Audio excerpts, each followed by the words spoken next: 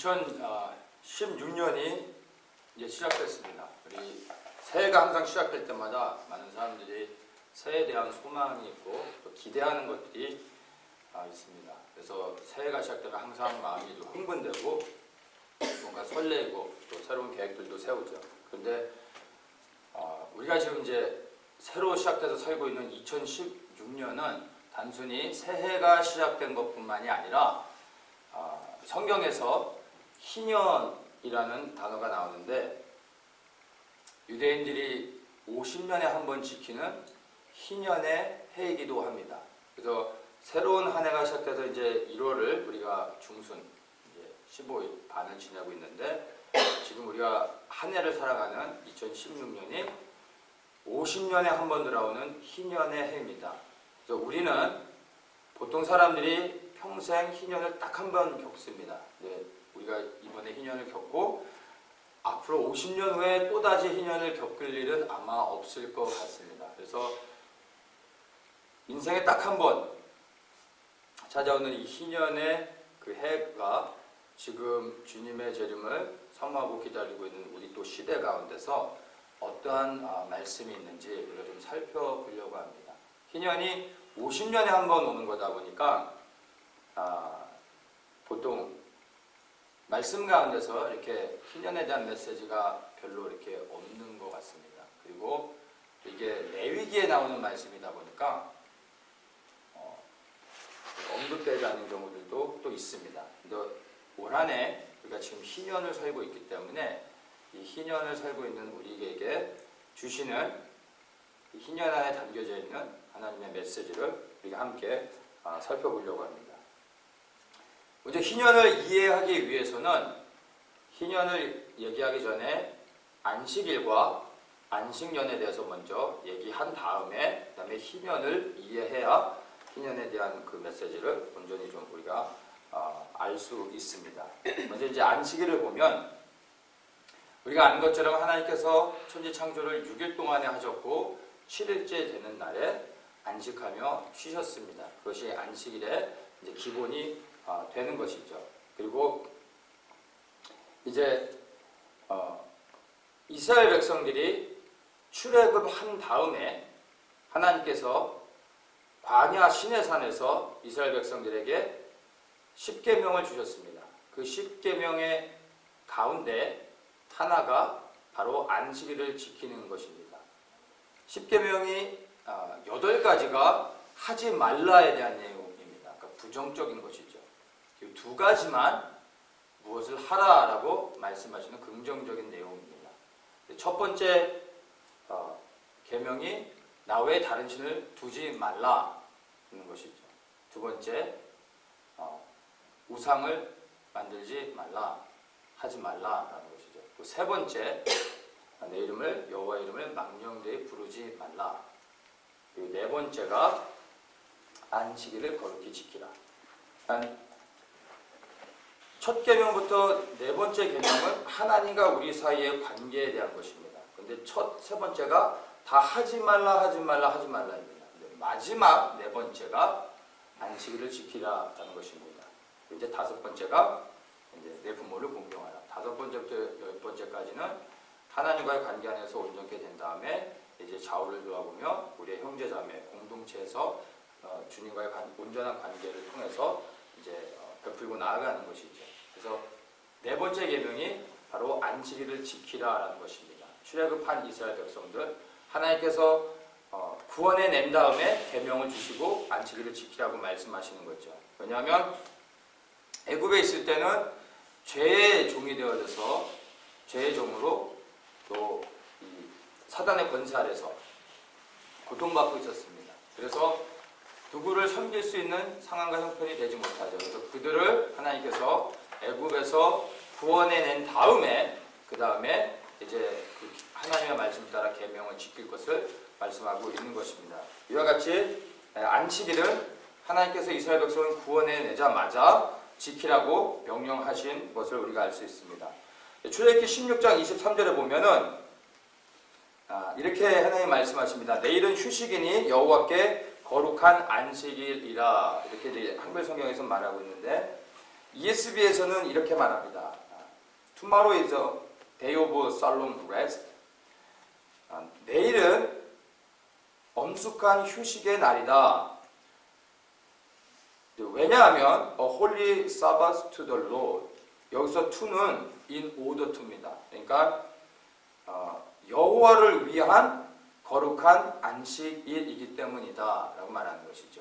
한글 성경에서는 여호와께 거룩한 안식일이라 라고 말하는데 여기서는 ESV에서는 이것을 해석을 이 버전으로 한다면은 여호와 하나님을 위한 거룩한 안식일이다 라고 말하는 것입니다. 그러니까 이 안식일이 누구를 위해서 지키는 것이냐면 하나님을 위하여 지키는 것이라는 것을 클리어하게 말해주고 있습니다. 그래서 안식일은 누구를 위해 지키냐면 바로 여호와 하나님을 위해서 지키는 것입니다. 그래서 안식일을 지킨다는 게 뭐죠? 일을 안 하는 걸로 우리가 알고 있습니다. 그래서 일을 안 하는 게 그냥 방 안에 앉아서 하루 종일 드라마 보고 게임하고 이래서 이렇게 쉬는 게 아니라 노동을 하지 않으면서 바로 아무것도 하지 않는다는 의미는 오직 여호와 하나님만을 묵상하고 그분과 교제하며 그분 안에서 쉼을 얻는 것입니다. 근데 그분 안에 쉼을 얻는다는 게 그분을 예배하는 것이고 그분이 또한 가장 기뻐하시는 것이죠. 그래서 안식일은 여호와를 위하여 지키는 것인데 가만히 보면 안식일을 우리가 말씀을 순종해서 지킬 때 실제적인 유익함을 얻는 것은 우리들인 것입니다. 우리가 쉼을 얻게 되고 우리가 말씀을 지켰더니 우리에게 평안함이 있고 쉴 수 있게 되는 것이죠. 그러니까 안식일은 하나님을 위한 것인데 그 말씀에 순종해 안식일을 지킬 때 결국에는 우리에게 유익함이 있는 것을 볼 수 있습니다. 그리고 이제 레위기 23장에 보면은 이제 하나님께서 애굽을 떠나서 이제 광야를 지나고 가나안 땅에 들어간 다음부터 하나님께서 이스라엘 백성들에게 지켜야 될 7가지의 절기를 명령하십니다. 근데 이 절기를 명령하실 때 지켜야 될 절기를 말씀하신다고 하면서 그 전에 말씀하시는 것이 있습니다. 23장 레위기 23장에 보면요. 2절에 이렇게 말합니다. 이스라엘 자손에게 고하여 이르라 너희가 공포하여 성회를 삼을 여호와의 절기는 이러하니라. 이렇게 말씀하시고 나서 절기를 말씀하시지 않고 3절에 엿새 동안은 일할 것이요 일곱째 날은 쉴 안식일이니 성회라. 너희는 무슨 일이든지 하지 말라. 이는 너희 거하는 각처에서 지킬 여호와의 안식일이니라. 그리고 4절부터 이제 유월절, 무교절, 초실절 이제 쭉 지켜야 될 절기들을 말씀을 하고 계십니다. 그래서 유대인들이 지키는 7가지의 절기는 굉장히 중요한 것이죠. 유대인들에게 있어서는. 근데 이 절기의 모든 파운데이션이 뭐냐면 안식일을 지키는 것입니다. 그래서 하나님께서 7가지의 절기를 주시면서 여호와의 안식일을 지킬 것을 당부하고 계시는 것을 볼 수 있습니다. 그래서 출애굽한 이후로부터 안식일을 지키게 하셨는데 광야를 지나는 동안 이들이 6일 동안 무엇을 합니까? 사실 노동은 하지 않았는데 아침 일찍 일어나서 만나를 거두죠. 그 아침 일찍 일어나서 만나를 거두고 그 만나로 하루 종일 이제 하루 세 끼를 먹는 것이고 그 다음 아침에 일어나서 또 만나를 걷습니다. 6일 동안 이렇게 반복하다가 6일째 되는 날에는 이틀치를 걷습니다. 왜냐하면 7일째는 안식하는 날이기 때문에 만나가 내려지지 않습니다. 그래서 이틀치를 거두게 되죠. 그리고 다음 날에 또 다시 먹게 되는 겁니다. 근데 어떤 사람들은 매일 하나님이 만나를 공급해 주심에도 불구하고 다음 날에 또 주셨고 또 계속해서 주심에도 불구하고 이 성경을 보면은 어떤 사람들은 하루치만을 걷는 게 아니라 하나님은 반드시 하루의 분량만 거두라고 하셨고 많이 거둔 자나 적게 거둔 자나 남음도 없고 부족함도 없다고 하셨는데 이 사람이 또 욕심이 있는지라 하루치 이상을 막 걷어서 숨겨놓은 사람들이 있었어요. 그러면 어떻게 되죠? 다음날에 다 썩어서 없어지는 것이죠. 어쨌든 이들이 광야를 40년을 지나는 동안에 노동을 한 것이 있다면 아침에 나가서 만나를 걷었던 것이 그들의 노동이라면 노동이라고 말할 수 있는 것입니다. 그리고 그 40년의 광야 생활을 통해 이들이 안식일을 지키는 것을 몸에 되게 됩니다. 이게 돼야 가나안에 들어가서 이제 안식년과 희년을 지킬 수 있기 때문입니다. 자, 이렇게 해서 안식일은 출애굽한 이후로부터 즉시로 하나님께서 이들에게 요구하셨고 또 광야의 만나를 통해서 하나님께서 공급해 주시면서 일주일의 간격으로 안식일을 이들이 경험하게 됐습니다. 자, 그리고 이제 안식일은 출애굽한 다음에 바로 하나님께서 지키게 하셨고 이제 안식년은 광야를 지나 요단을 건너 이제 가나안 땅에 들어간 이후로부터 이제 안식년을 지키게 하십니다. 그리고 요단을 건너 간 이후로 만나가 내리는 게 그쳐지고 이제 그 땅의 소산을 가지고 그들이 이제 농사를 지으면서 거기서 그들의 필요를 충족해야 되게 됐습니다. 그래서 안식년은 이 안식일과 다른 게 있다면 안식일은 출애굽하자마자 하나님께서 요구하신 것인데 안식년은 가나안에 들어간 이후로부터 이제 하나님이 요구하셨다라는 것입니다. 레위기 25장 2절에 보면은 이렇게 말합니다. 이스라엘 자손에게 고하여 이르라 너희는 내가 너희에게 주는 땅에 들어간 후에 그 땅으로 여호와 앞에 안식하게 하라. 너는 6년 동안 그 밭에 파종하며 6년 동안 그 포도원을 다스려 그 열매를 거둘 것이나 제7년에는 땅으로 쉬어 안식하게 할지니 여호와께 대한 안식이라. 이렇게 말씀하시면서 안식년을 지킬 것을 이제 말씀하고 계십니다. 그래서 안식년은 안식일을 지키는 것에서 이제 한 단계가 아니라 아주 그 이상의 단계로 올라가서 이젠 하루를 쉬는 게 아니라 1년을 쉬게 하시는 것입니다. 그러니까 6년 동안은 파종하고 열심히 땀 흘려 일하고 7년째 되는 한 해를 하루가 아니라 1년 동안을 쉬게 하시는 것이 이제 안식년인 것입니다. 근데 안타깝게 이스라엘의 역사를 보면요, 하나님께서 이렇게 중요하게 안식일과 안식년과 희년에 대해서 지킬 것을 그렇게 당부하셨는데도 불구하고 이스라엘 사람들이 히브리인들이 가나안에 들어간 이후로부터 지켜야 될 이 안식년과 희년을 역사상 단 한 번도 지킨 적이 없습니다. 단 한 번도 지킨 적이 없고 언제 기억은 잘 안 나는데 요시아 왕 때인가 어느 왕 때 한 번 그 왕이 안식년과 희년을 지키라고 백성들에게 선포한 적은 있어요. 근데 지키지는 않았습니다. 그래도 그나마 한 번 선포했던 왕이 있었습니다. 이렇게 이들이 안식년과 희년을 지키는 것을 실패했습니다. 자, 어쨌든 이 안식년을 보면은 6년 동안을 수고하여 땀 흘린 다음에 7년째 되는 날에 땅을 쉬게 하는 것입니다. 그리고 땅을 쉬게 한다는 것은 땅을 쉬면 농사를 지을 수 없기 때문에 모든 사람들이 자연스럽게 땅이 쉴 때 그 사람들 노동을 하지 않고 쉼을 얻게 되는 것이죠. 여기에 혜택은 모든 사람들인 것입니다. 종이나 자유자나 아니면 타국인이나 어떤 사람이든 모든 사람에게 혜택이 되는 것입니다. 그리고 가난한 자들이 그 안식년 동안에 뿌리지 않았는데 자연스럽게 그 땅에서 나는 소산의 열매들을 그 가난한 자들이 먹게 하셨습니다. 그래서 가난한 자들을 안식년을 통해서 하나님께서 필요를 공급해 주셨습니다. 그리고 7년 끝, 안식년이 끝나는 날에 하나님께서 모든 이스라엘 사람들의 빛을 탕감해 주셨습니다. 이게 안식년의 축복입니다. 그러니까 안식년이 시작되는 그 해의 시작에 빛을 탕감해 준 게 아니라 7년 안식년이 마지막 끝나는 날, 1년의 안식년의 마지막 날에 빛을 탕감해 주셨던 것입니다. 이것이 안식년에 대한 하나님의 명령하신 말씀입니다.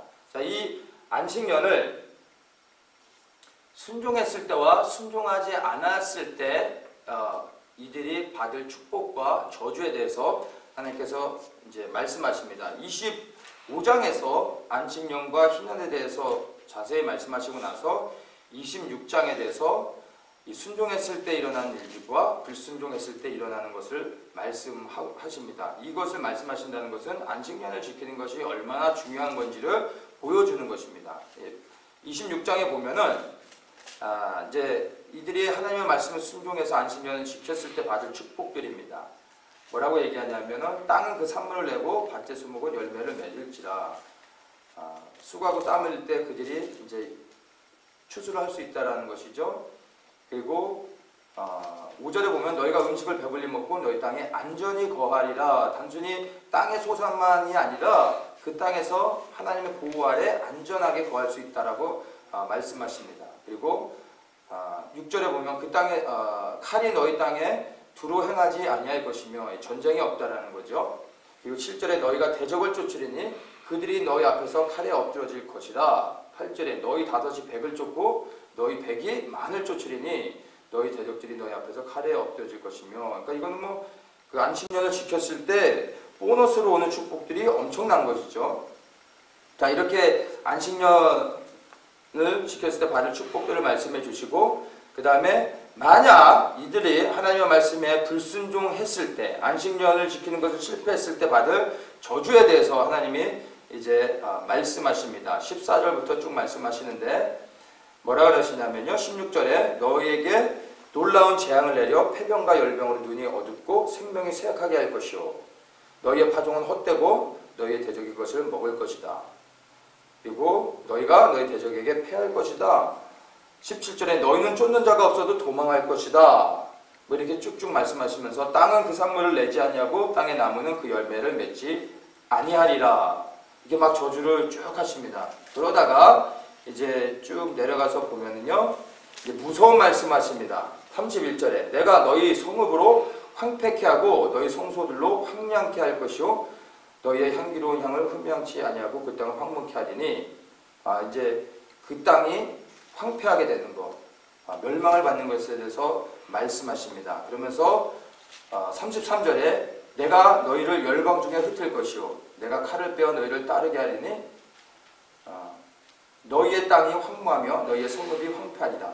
너희가 대적의 땅에 거할 동안에 너희 본토가 황무할 것이므로 땅이 안식을 누릴 것이라. 그때 땅이 쉬어 안식을 누리리니 너희가 그 땅에 거한 동안 너희 안식 시에 쉼을 얻지 못하던 땅이 그 황무할 동안에는 쉬리라. 자, 여기서 이 광야에서 주셨던 하나님의 이 말씀이 예언적으로 하나님의 말씀에 불순종했을 때 이스라엘이 멸망할 것에 대해서 언급하셨던 것입니다. 나중에 시간이 흘러 이스라엘 역사를 볼 때 이스라엘이 정말로 예루살렘이 황폐케 되고 모든 사람들이 다 잡혀가게 되는 것을 우리가 보았습니다. 그래서 역대하 36장 21절에 보면 이런 희년의 관점으로 이스라엘의 멸망에 대해서 말합니다. 이에 토지가 황무하며 안식년을 누림같이 안식하여 70년을 지내었으니 여호와께서 예레미야의 입으로 하신 말씀이 응하였더라. 이렇게 역대하에서 기록하고 있습니다. 역대기는 남유다를 초점으로 맞춰서 이스라엘의 역사를 정치적으로 또 이제 종교적인 그런 관점에서 이렇게 서술하면서 기록한 책입니다. 그런데 유독 역대기에서만 이스라엘이 멸망한 것을 희년의 관점으로 보고 있습니다. 물론 이스라엘이 멸망한 것이 안식년을 안 지켜서가 아니라 오직 하나님만을 순종하며 하나님만을 따라야 되는데 그 하나님을 떠나 세상의 법을 쫓고 세상에서 자신의 하고 싶은 대로 육신의 정욕을 쫓아 살아갔기 때문에 하나님의 심판을 받은 것입니다. 그런데 어쨌든 이 역대기의 관점에서는 희년의 관점으로 볼 때 이들이 하나님의 말씀을 따라 안식년을 그리고 희년을 지키지 않았기 때문에 땅이 저주를 받고 그리고 이들이 다 멸망을 받게 됐다라고 말씀하고 있습니다. 안식일을 지키는 부분에서는 유대인들이 철저하게 지켰습니다. 그래서 그 안식일 하루를 지킬 때 무엇을 해야 할까, 무엇을 하지 말아야 될까, 뭐 이런 것에 대한 세세한 그 어떤 규례까지도 이들이 굉장히 디테일하게 만들었었습니다. 그래서 안식일을 지키는 것은 철저했는데 안식년을 지키는 데는 실패했습니다. 그것을 곰곰이 생각해 보면 안식일 하루를 지키는 것은 사실은 뭐 그렇게 큰 희생이 따르지 않습니다. 그러니까 어려움도 없어요. 쉽게 얘기해서 매일 하루치를 벌어 사는 사람이라 할지라도 하루 일 안 한다고 해서 혹시 굶는다고 해서 뭐 큰 위기가 오는 것은 사실 아닙니다. 그러니까 안식일을 지키는 것은 큰 어려움이 사실은 없습니다. 근데 이 안식년을 지키는 것은 의미가 달라집니다. 하루도 아니고 한 달도 아니에요. 세네 달도 아니고 1년 동안을 쉬어야 되는 거예요.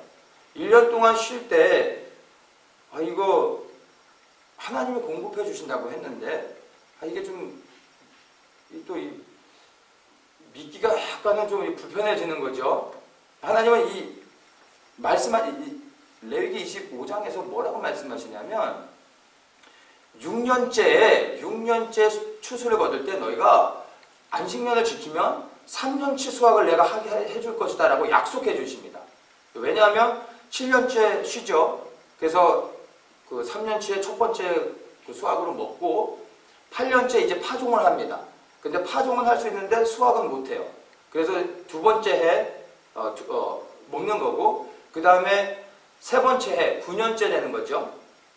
그 9년째 해에 수확을 얻을 때까지, 추수할 때까지 이제 나머지 1년치로 묵은 그 곡식을 먹는 것입니다. 그래서 하나님께서 3년 동안 공급해 주신다고 말씀을 해주셨어요. 그러니까 안식년은 사실은 한 해를 쉬는 거지만 실제로는요, 곡식을 얻기까지는 3년 동안을 못 먹는 거예요. 자기들은. 근데 하나님이 분명히 말씀 가운데 공급해 주실 거라고 아주 구체적으로 말씀을 해 주셨거든요. 그런데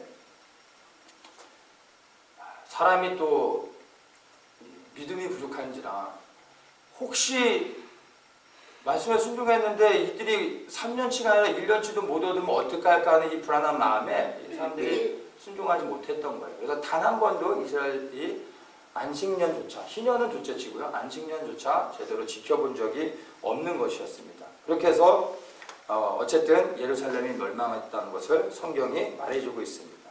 자, 그 다음에 이제 이 안식년에 대한 것들을 봤고요. 이제 희년에 대한 것을 한번 보도록 하겠습니다. 희년은 우리가 아는 것처럼 흔히 이제 주블리라고 말을 하죠.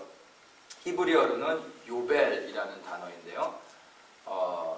이 요벨이라는 단어가 램스혼, 그다음에 트럼펫 뭐 이런 의미가 있는데 그 요벨이라는 단어 그 하나만 가지고서는 이 희년의 의미를 정확하게 이해하는 것은 좀 어렵습니다. 그래서 요벨이 숫양의 뿔이라는 의미인데 그 숫양의 뿔이 어떻게 성경에 묘사되고 있는지를 보면 희년을 좀 그 의미를 우리가 좀 이해할 수 있습니다. 먼저는 아브라함이 모리아산에 이삭을 바치러 올라가서 제단에 올려놓고 그를 이제 하나님께 희생제물로 드리려고 할 때 하나님이 막으시고 준비된 숫양을 대신 희생제물로 바치시게 하죠. 그때 그 옆에 숫양의 뿔이 나무에 걸려서 오도가도 못하고 묶여져 있는 게 있었어요. 하나님이 준비해 놓으신 것이죠. 그래서 그 숫양을 이삭 대신에 교체해서 희생제물로 하나님께 드렸습니다. 그리고 숫양을 희생을 드리고 나면요, 숫양의 뿔을 잘라서 그것으로 트럼펫을 만듭니다. 그래서 숫양이 희생될 뿐만 아니라 그 희생을 통해 숫양의 뿔을 만들게 되어 있습니다. 그래서 왼쪽 뿔은 어디에 뭐 할 때 불고 오른쪽 뿔은 뭐 할 때 불고 뭐 이런 구체적인 게 있어요. 그래서 그 숫양의 뿔로 나팔을 만듭니다. 그리고 그 다음에 이제 또 숫양과 연관돼서 나오는 것이 이스라엘 백성들이 이제 요단을 건너 가나안에 들어가서 제일 먼저 한 일이 뭐죠? 여리고성을 점령하는 거예요. 함락시키는 것이었습니다. 근데 여리고성을 어떻게 함락시켰죠? 여리고성이 이제 지금도 그 여리고 성벽의 그 모양이 약간 좀 보존되어 있는데 거기를 보면 그 당시에 사람들의 어떤 무기로는 성을 함락시킬 수가 없는 그런 그 아주 견고한 요새 같은 성입니다. 그러니까 그게 이렇게 큰 언덕에 성이 되어 있는데 돌로 쌓아놓고 거기에다 토벽을 발라놓고요. 그 다음에 성벽이 두 개로 되어 있어요. 그래서 중간에 또 골이 있어요. 그리고 또 언덕 위로 또 올라가면서 성을 돌로 또 쌓았습니다. 그래서 이스라엘 사람이 아니라 그 어느 누구 전쟁에 능한 사람들이라고 해도 그 당시에 뭐 폭탄을 쏘는 것도 아니고 성을 딱 걸어 잠그고 안에 있으면요 어느 누구도 그 성을 무너뜨릴 수가 없습니다. 특별히 이스라엘 사람들은 뭐 할 줄 아는 거라고는 양치고 벽돌 쌓는 거 뭐 이거 외에는 할 줄 아는 게 없었던 사람들이잖아요. 대형을 갖추고 전쟁하는 법도 모르고 성을 어떻게 함락시키는지 뭐 이런 아이디어도 없는 사람들이에요. 그렇죠? 근데 이들이 어떻게 성을 함락시켰습니까? 나팔을 불었어요. 여호수아서에 보면 7 제사장이 나팔을 불어서 나팔을 불 때 여리고성이 무너지는데 그때 제사장들이 불었던 나팔이요 숫양의 나팔인 것입니다. 그리고 제사장들만 그 나팔을 불 수 있습니다. 그래서 제사장들이 7 제사장이 숫양의 나팔을 불 때 여리고성이 그냥 순식간에 말도 안 되게 무너졌죠. 그래서 여리고성을 함락시키는 게 왜 중요하냐면 하나님이 약속의 땅을 주셨지만 여리고성을 점령하지 못하며 그 성을 함락시키지 못하면 요단을 건너자마자 그 땅을 점령하는 그 여리고성을 점령하지 못하면 이스라엘은 가나안 땅을 정복한다는 것은 불가능한 것입니다. 시작하자마자 끝나는 것입니다. 다시 돌아갈 수도 없고 광야에서 다 죽게 되는 것입니다. 여리고성을 함락하는 건 너무 중요한데 그렇다고 그들이 할 수 있는 것도 아니었죠. 그래서 하나님이 직접 해주십니다. 그들이 한 거라고는 제사장들이 수장의 나팔을 불 때 고함치는 것밖에 없었어요. 여리고성을 함락시켰다는 거죠. 근데 그 여리고성을 함락시켰던 것이 수장의 나팔인데 그 수장의 나팔이 의미하는 게 뭐죠? 숫양의 희생이죠. 그리고 수장의 나팔을 말씀드린 것처럼 언제 또 쓰냐면은 나팔절 때 이 수장의 나팔을 붑니다. 7절기 가운데 이제 가을절기의 시작을 알리는 그 나팔절 때 수장의 뿔로 나팔을 붑니다. 그리고 열흘 후에 대속죄일이 있죠. 그 대속죄일에 제사장이 수양의 뿔로 나팔을 붑니다. 나팔도 종류가 굉장히 많은데 대속죄일 때는 제사장들만 수양의 나팔로 불 수 있습니다. 어느 누구도 어떤 나팔도 불어서는 안 돼요. 대속죄일 때는. 나팔절 때는 뭐 집에 있는 뭐 이상한 뭐 장난감 같은 나팔을 다 갖고 와서 다 같이 부르는 거예요. 아무나 불어도 돼요. 나팔의 종류도 굉장히 많거든요. 그런데 대속죄일에는 어느 누구도 나팔을 불어서는 안 돼요. 오직 제사장만 나팔을 불 수 있고 그 제사장이 수량의 나팔로만 불 수 있습니다. 근데 대속죄일이 무슨 날이죠? 나팔을 불면서 이스라엘의 민족의 모든 죄가 사해졌다라는 것을 선포하는 거예요. 그게 이제 말 그대로 데이 오브 어톤먼트. 그래서 이스라엘 사람들이 죄를 지면 제사장에게 나가 속죄제를 드립니다. 자기가 양을 잡고 제사장이 그것으로 죄를 사해 주시는 이제 그런 번제를 항상 드리는데 1년에 한 번 대속죄일에 대제사장이 지성소에 들어가서 딱 한 번 지성소에 들어가는 거죠. 그리고 민족의 죄, 모든 백성의 죄를 대제사장이 대신 다 회개하며 그 염소에게 죄를 전가하고 또 쫓아보내고 한 마리 희생하죠. 자, 이와 같이 대속죄 일을 통해서 민족의 죄가 완전히 사함을 받는 것입니다. 그래서 대속죄일, 바로 이 나팔을 부는 것, 이 대속죄일에 나팔 부는 수장의 나팔, 이것을 의미하는 게 바로 무엇이죠?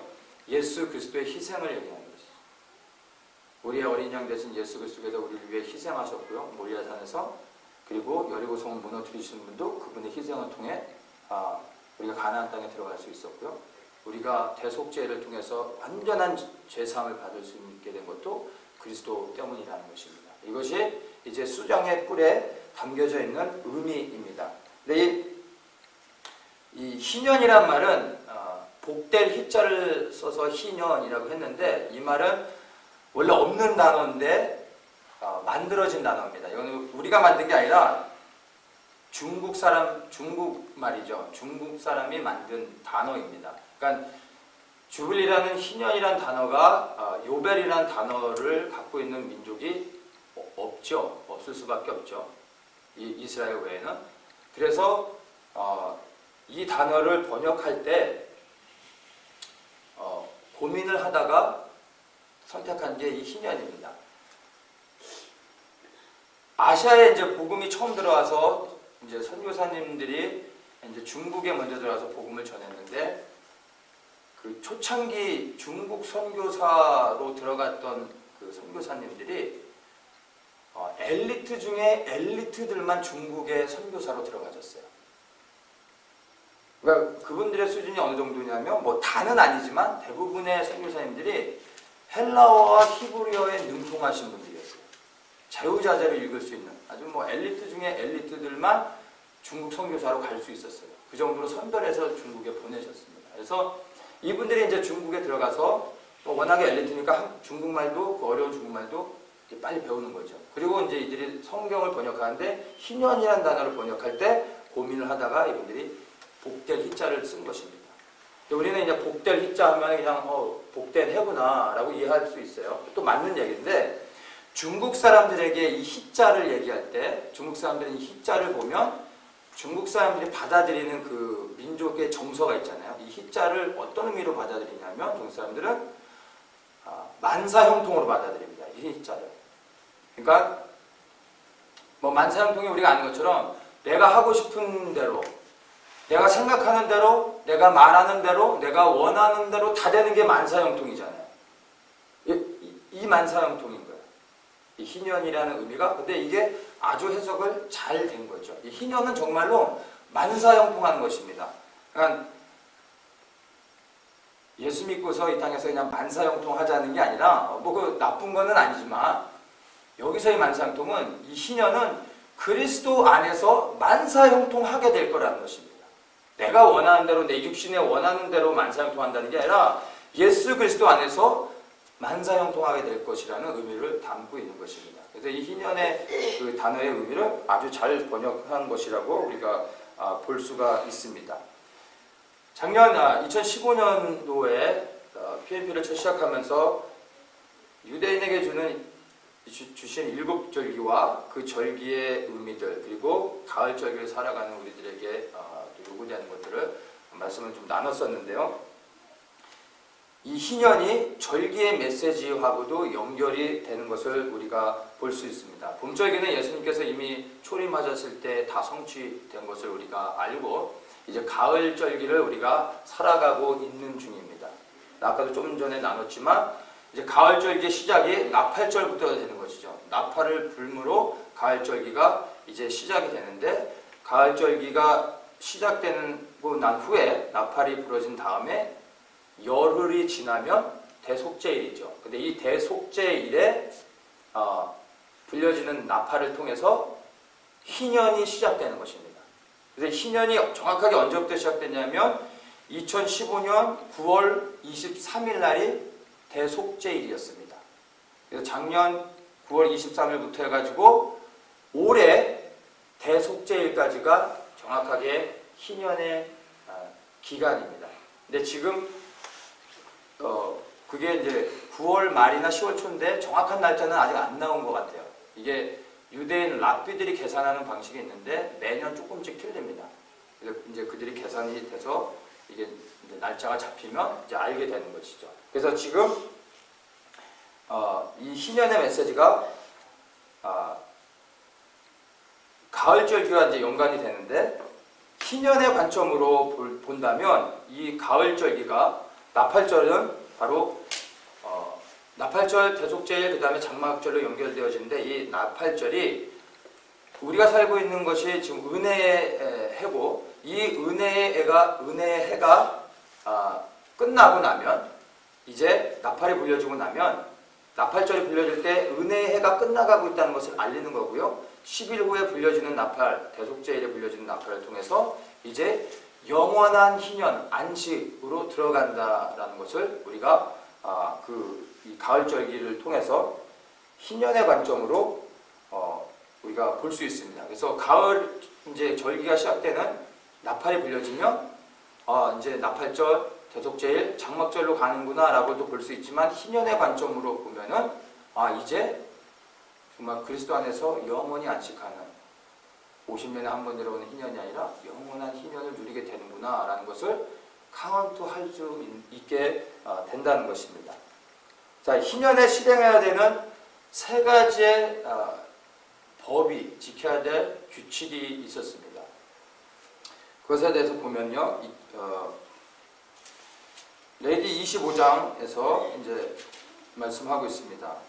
25장 10절에 보면은 이렇게 말합니다. 제50년을 거룩하게 하여 전국 거민에게 자유를 공포하라. 이 해는 너희에게 희년이니 너희는 각각 그 기업으로 돌아가며, 이렇게 말합니다. 자, 그래서 희년이 됐을 때 첫 번째 해야 될 거 기업으로 돌아가는 것입니다. 기업으로 돌아간다는 것은 자유를 얻는 것입니다. 자유인이 되게 해주시는 것입니다. 그리고 두 번째 해야 될 것이 11절에 그 50년은 너희의 희년이니 너희는 파종하지 말며 스스로 난 것을 거두지 말며 다스리지 아니한 포도를 거두지 말라. 이는 희년이니 너희에게 거룩함이니라. 너희가 밭의 소산을 먹으리라. 밭에 파종하지 말라고 하십니다. 그러니까 농사 짓지 않는 거죠. 농사를 짓지 않기 때문에 모든 사람들이 다 같이 안식하게 되는 것입니다. 이 안식은 유대인이건 아니면 이방인이건 자유인이건 종이건 이스라엘 안에 살고 있는 모든 사람들이 동일하게 누리는 것입니다. 땅을 쉬게 함으로 모든 사람들이 같이 쉼을 얻게 되는 것입니다. 그리고 세 번째로 희년 때 지켜야 될 것이요, 41절에 그때는 그와 그 자녀가 함께 내게서 떠나 그 본족에게로 돌아가서 조상의 기업을 회복하리라, 이렇게 말씀하십니다.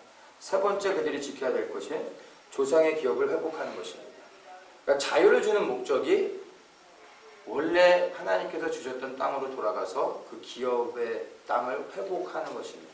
그래서 기업으로 돌아간다는 것은 가나안 땅에 들어갔을 때 하나님이 주셨던 그 땅을 회복하게 하시는 것입니다. 그러니까 땅을 돌려주는 것, 바로 그것이 땅을 원래 주인에게 돌려주는 것이 희년 때 반드시 지켜야 될 것입니다. 안식년 때는 빚을 탕감해 줬습니다. 1년 동안의 쉼을 얻고 또 빚을 진 자에게 빚을 탕감해 주는 것입니다. 근데 희년 때는 빚을 탕감해 줄 뿐만 아니라 땅을 돌려주는 거고요, 자유를 얻게 해주는 거예요. 이거는 완전히 개념이 다른 거죠. 하나님께서 이제 가나안 땅에 들어간 다음에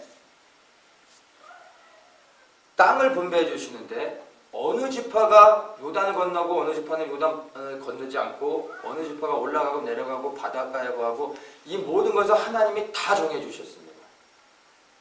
하나님의 뜻 안에서 하나님이 공평하게 그 땅을 다 하나님께서 지파에게 나눠주셨고, 각 지파가 그 지파에 속한 모든 가정들에게 또 동일하게 땅을 나눠줬습니다. 그래서 가나안에 들어갔을 때 모든 사람들이 다 땅이 있었어요.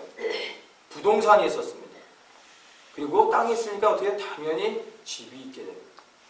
자기 소유의 땅이 있고 집이 있었어요. 이 옛날 시대에 땅이 있고 집이 있었다는 것은 뭘 얘기하죠? 부자인 거죠. 옛날에는 이사를 간다는 개념이 없었죠. 왜냐하면 땅에 붙어 살아야 되기 때문에. 땅을 떠나는 건 생명을 잃어버리는 것과 마찬가지였죠. 그래서 땅을 가진 사람을 지주라고 말했고, 땅에 붙어서 경작하면서 살아가는 사람을 소정농이라고 했습니다. 그래서 크게 얘기해서 나라의 개념으로 얘기하면 왕이 땅을 가진 거고, 땅의 주인이 왕이고, 그 땅에 사는 사람들이 왕의 백성으로서 왕의 땅에서 농사짓고 왕을 위해서 섬기면서 그 소산의 일부를 자기들이 갖고 다 왕에게 바치는 거죠. 자, 이게 희년의 개념에서 우리가 이해해야 될 컨셉인데, 이것이 또한 하나님의 나라를 이해하는 또 관점에서 굉장히 또 중요한 것입니다. 하나님이 모든 열방의 땅의 주인이십니다. 그리고 우리는 그 땅에 소장농으로 있는 자들입니다.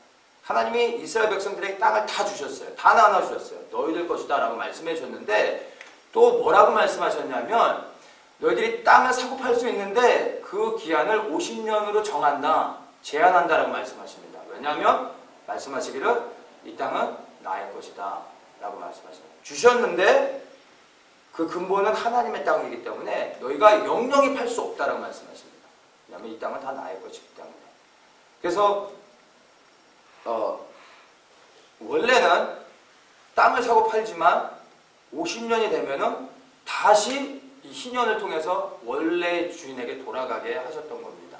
그래서 오늘 우리가 이 시대를 살아가면서 정말 이 하나님의 말씀대로 이 놀라운 제도죠. 이게 정말 인간은 상상할 수 없는 건데 이 제도대로 우리가 정말 지금까지 잘 살아왔다면요, 지금 우리 여성분들은 사실 일하실 필요가 없고 집안에서 아이들을 양육하고 또 이렇게 집안의 일을 하시면서 또 이 남편이 잘 밖에 나가서 일을 잘 하고 돌아오면 또 이렇게 따뜻하게 맞아주고 자녀들을 집안에서 잘 양육하고, 원래 이게 하나님의 계획이셨는데 왜 이게 지금은 이제 모든 부부가 다 일을 해야 힘들게 먹고 사는 시대가 돌아왔어요. 그래도 안 되는 상황이에요, 요즘은. 근데 이게 무슨 문제인지 아세요? 부동산의 문제입니다. 부동산. 모든 게 부동산의 문제예요. 부동산을 잘 컨트롤하는 나라가 중산층들이 많고, 그리고 나라가 부강하고요, 경제적으로 안정이 되고, 부동산이 무너지면 다 무너지는 것입니다. 하나님이 이 부동산 제도를 놀랍게 정말 이렇게 하나님이시기 때문에 하실 수 있는 거죠. 이 제도를 만드셨고, 좀 옆으로 나가는 얘기지만 우리 이승만 대통령의 그분의 업적을 보면 너무나 많은 건국 대통령으로서 많은 일을 행하셨는데 그 중에 또 너무 큰 업적이 하나가 바로 이 부동산 제도를, 대한민국에 건국해서 민주주의를 시작하면서 부동산 제도를 잘 확립을 했다는 것입니다. 지주들의 땅을 강제로 뺏지 않고 그들에게 그 땅에서 몇 년을 일하고 나면 자연스럽게 농민들에게 돌아가게 해서 땅에서 농사를 짓는 살아가는 사람들이 땅의 주인이 되게 했습니다. 이게 엄청난 획기적인 사건인 거죠. 그래서 그 업적은 대대에 남겨야 되는 부분인 것입니다. 자, 어쨌든 이렇게 해서 하나님이 정말 이스라엘 백성들을 사랑하셔서, 왜냐하면 하나님의 백성들이기 때문에 그들을 보호하려고 이렇게 하나님이 이러한 제도를 만드셨는데, 자, 문제는 모든 사람들이 이렇게 공평하게 땅을 받아서 가나안에 들어가서 행복하게 살 수 있도록 되어졌지만 시간이 지나면서 무슨 일이 일어납니까? 사람들이 살다 보면, 인생을 살다 보면 우리가 예상치 않은 많은 사건들을 당하게 되죠. 그래서 어떤 사람은 열심히 일했는데도 불구하고 땅의 소산을 얻지 못하기도 합니다. 또 자연재해로 인해서 잃어버리기도 하고, 어떤 사람은 게을러서 일을 안 해가지고 일하는 게 싫어서 땅을 조금씩 팔다가 나중에는 다 팔고 팔 게 없으니까 몸이 팔려서 누구의 종으로 들어가는 경우도 생기고, 사기를 당하기도 하고 병이 나서 일을 못하는 경우도 있고, 여러 가지 인생을 살다 보면 많은 사건들이 일어나잖아요. 그래서 그런 여러저런 사건으로 인해서 어떤 사람은 부유하게 되는데 어떤 사람은 가난하게 됐습니다.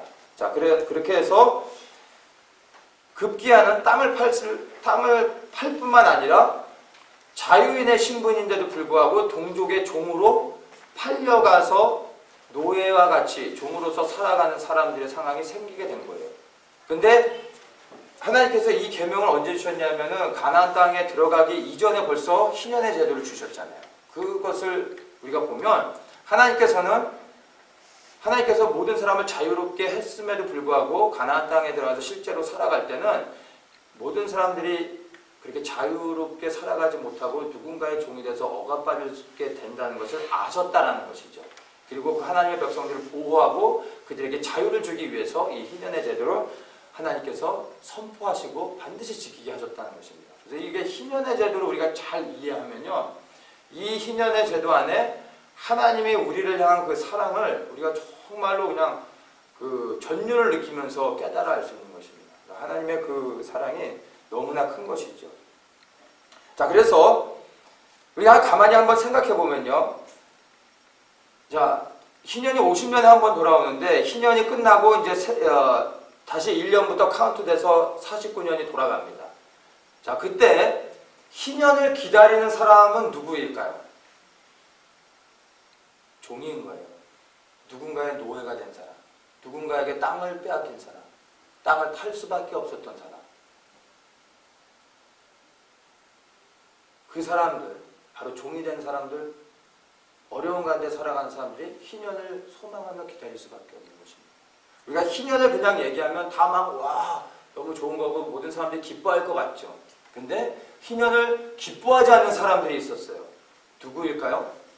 하나 생각해보면 땅 부자들, 부동산 부자들. 희년이 너무너무 싫은 거죠. 자기 나쁜 짓에서가 아니라 열심히 일해가지고 어쨌든 뭐 많이 가졌어요. 종도 많아요. 땅도 너무 많아요.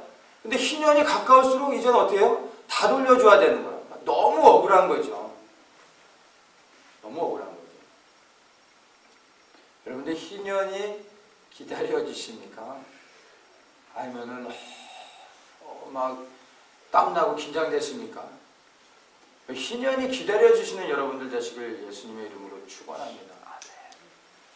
그것이 여러분 땅 빼앗기고 자유도 빼앗겨서 가난하고 억압받는 자로 살아라는 얘기가 아니에요. 여러분 예수님께서 위대한 팔복설교를 하실 때 첫 번째가 뭐죠? 심령이 가난한 자는 복이 있나니 천국이 주일 것이다. 마음이 가난한 자. 마음이 가난한 자가 천국을 얻는 것입니다. 마음이 가난해야 돼요. 근데 문제는 우리가 이 땅에서 하나님이 주신 축복들을 누리고 살다 보면 필요 이상으로 그 많은 축복들이 우리에게 있다 보면 어떡하죠? 마음이 가난해지기가 상당히 어렵습니다. 예수님 없이도 잘할 수 있을 것 같고 예수님 없이도 살아봤더니 잘 살아요. 잘 돼요.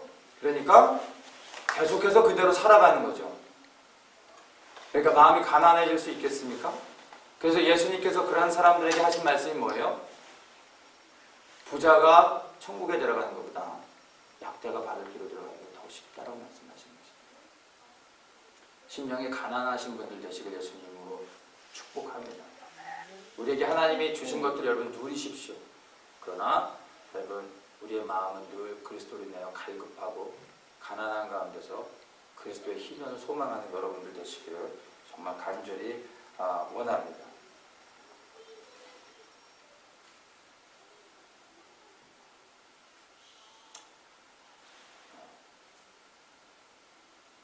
우리도 처음 예수님을 이제 믿고 나서 구원을 얻었을 때는 누구에게도 설명할 수 없는 말할 수 없는 기쁨과 감격이 있습니다. 그리고 그 소망, 새로운 그리스도 안에서 얻은 새 생명과 그 새 소망 가운데서 하나님이 주신 삶을 이제 살아나가는데 문제는 우리가 그렇게 그리스도 안에서 새 생명과 소망을 가지고 살아감에도 불구하고 이스라엘 백성들이 가나안에 들어가서 모든 땅과 자유로운 가운데서 삶을 시작하지만 누군가의 노예가 됐던 것처럼 땅을 빼앗겼던 것처럼 이 땅에서 예수 그리스도를 믿고 복음의 은혜 안에서 자유를 얻고 정말 새로운 소망 가운데 살아감에도 불구하고 시간이 지나다 보면 어떡합니까?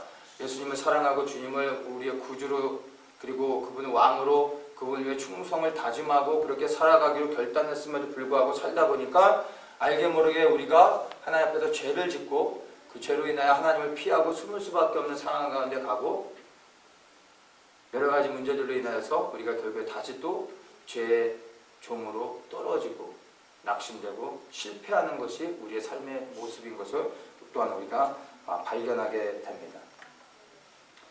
그래서 이러한 과정을 우리가 인생을 살아가는 동안에 계속해서 반복하는 것이죠. 희년이 50년 주기입니다. 첫 희년과 두 번째 희년의 개념으로 우리가 이해할 수 있습니다. 첫 희년이 시작되는 것이 바로 우리가 예수 그리스도를 통해서 구원을 받는 것입니다.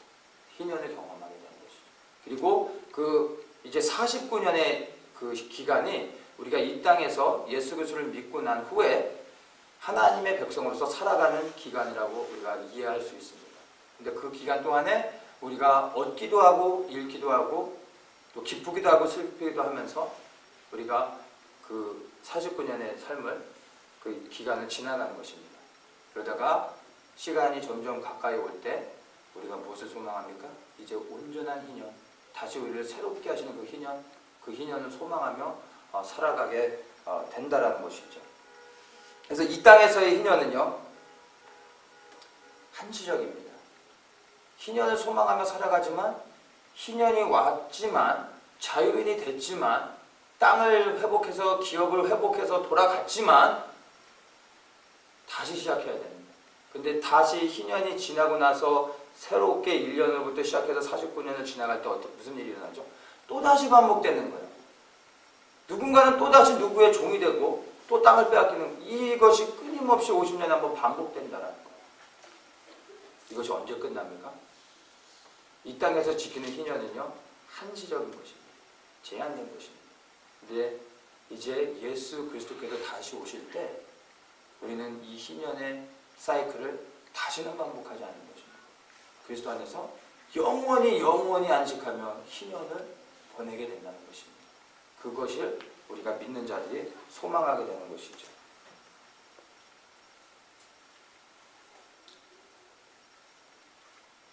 그래서 우리가 예수님을 우리의 왕으로 지금의 우리의 삶 가운데서 그분을 모시고 살아가고 있다면 사실 우리는 희년을 경험하고 있는 것이고 희년의 해를 살아가고 있는 것입니다.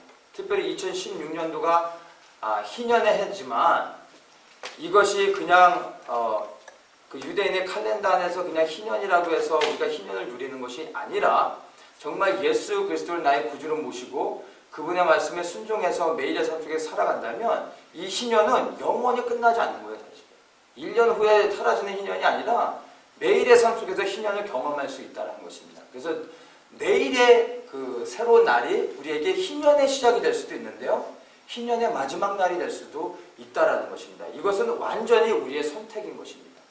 우리가 매일의 삶 속에서 예수 그리스도 안에서 희년을 선포하며 기쁨과 감사 가운데서 살아갈 수도 있고, 원망과 불평 가운데 우리의 삶 속에서 낙심하며 살아갈 수도 있는 거예요. 그러면 희년이 끝나는 것이죠. 이것은 우리에게 완전한 선택 가운데 놓여져 있다라는 것입니다.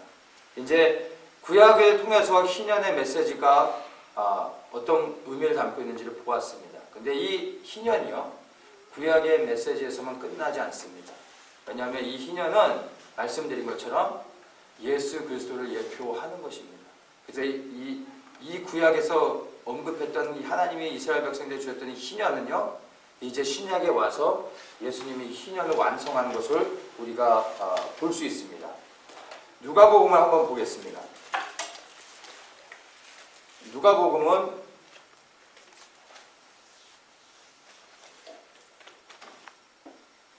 누가가 역사적인 그 연대순으로 정확하게 기록을 했습니다. 그래서 누가복음을 쭉 보면은 예수님의 공생의 모든 그 기록들을 연대순으로 우리가 볼 수 있는데, 자, 누가복음에서 이렇게 시작합니다. 누가복음 1장에 예수님의 그 초림을 예비했던 침례 요한에 대한 언급을 먼저 합니다. 그래서 침례 요한이 태어나는 배경들에 대해서 먼저 누가복음 1장에서 할애를 하고 있고요. 그 다음에 누가복음 2장에서 이제 예수님이 탄생하는 것을 말씀합니다. 그리고 이제 누가복음 3장에서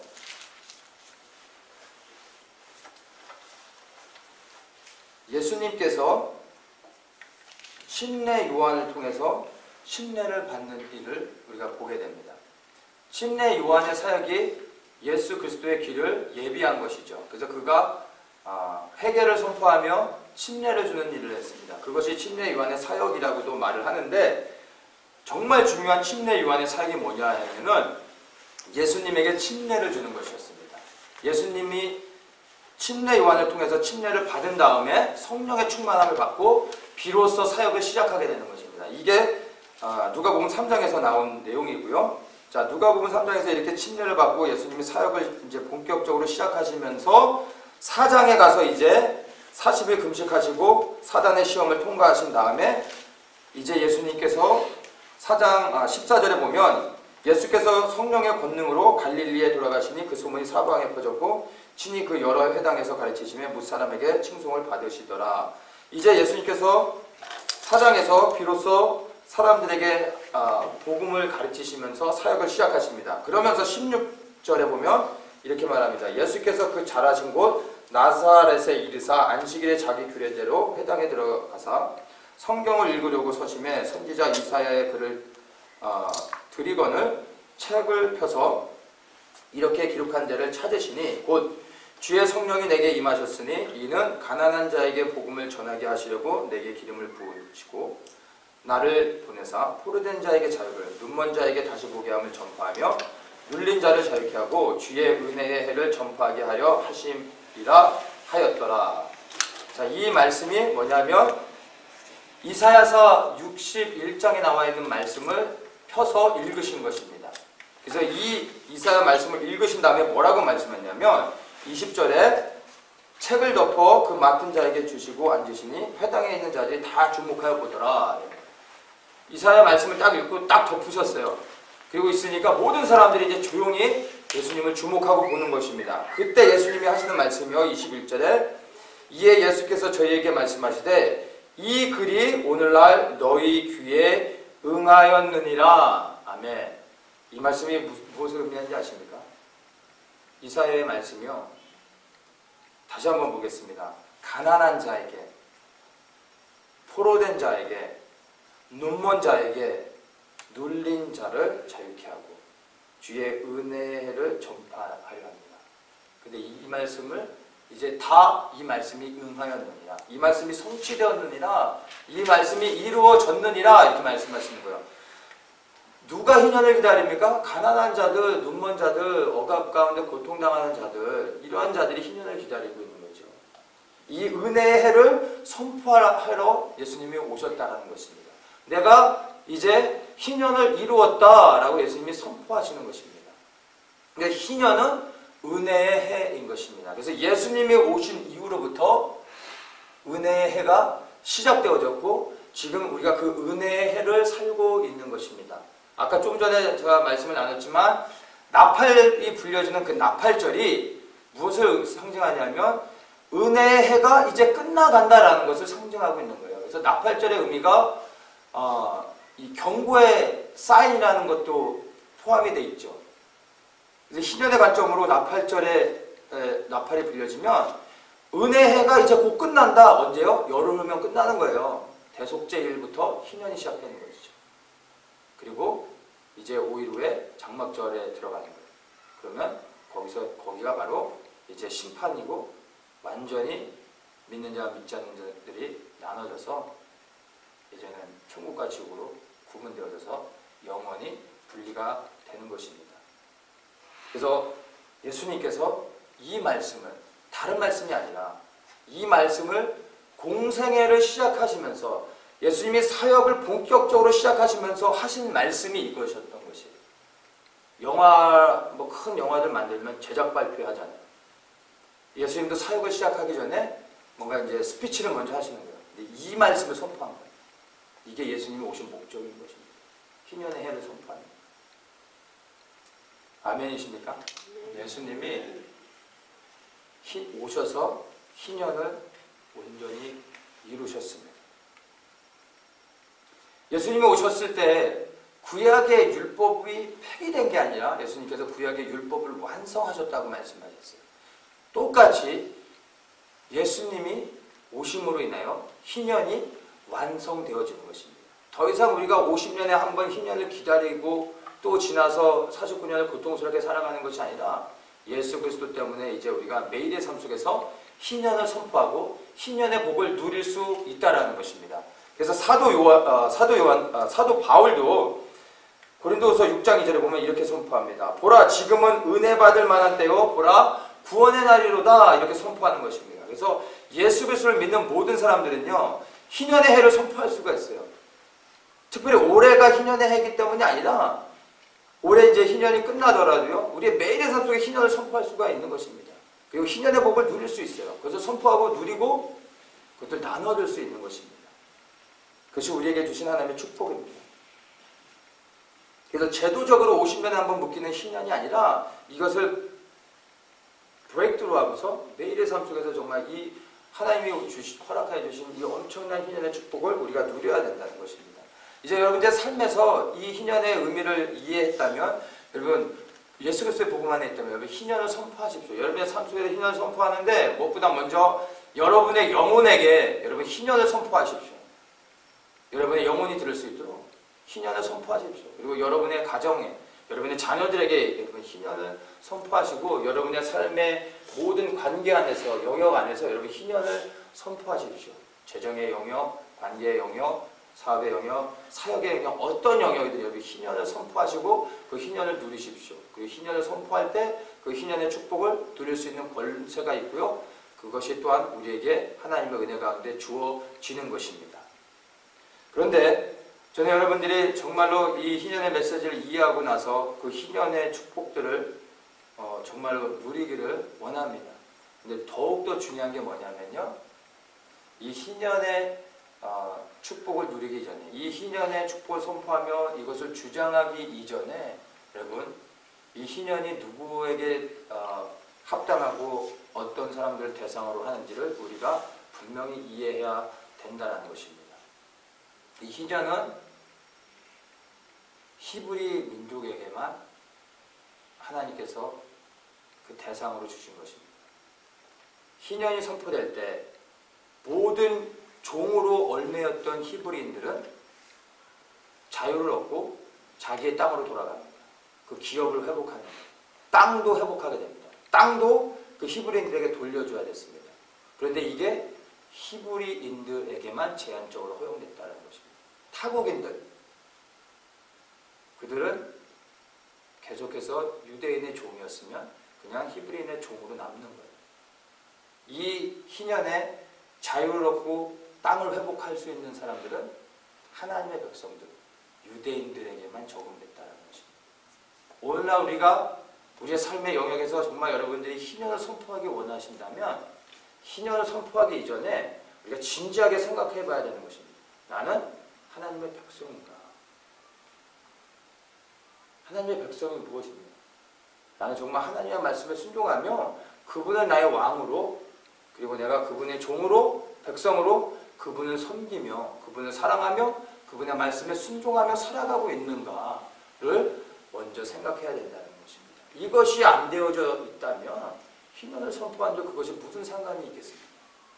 하나님의 백성인지, 내가 정말 하나님의 말씀에 순종하고 있는지, 그것을 돌아보면서 한번 여러분 스스로를 한번 생각해 보시기 바랍니다. 또한 우리가 한 가지 더 분명하게 기억해야 될 것이 있습니다. 희년을 통해서 우리가 더욱더 소망해야 될 분은요, 예수 그리스도인 것입니다. 희년은 예수 그리스도를 예표하는 것입니다. 희년이 됐을 때 자유인이 돼서 기업으로 돌아간다고 했어요. 기업으로 돌아가기 위해 자유인이 되게 해주시는 것입니다. 기업으로 돌아간다는 게 뭐죠? 땅을 회복하는 거라고 말했어요. 근데 땅을 회복하고서 땅을 다시 얻는다는 것은 무엇을 의미하냐면 내게 원래 하나님이 주셨던 땅으로 돌아가는 것이지만 하나님께서 그 땅은 나의 것이라고 말씀하셨어요.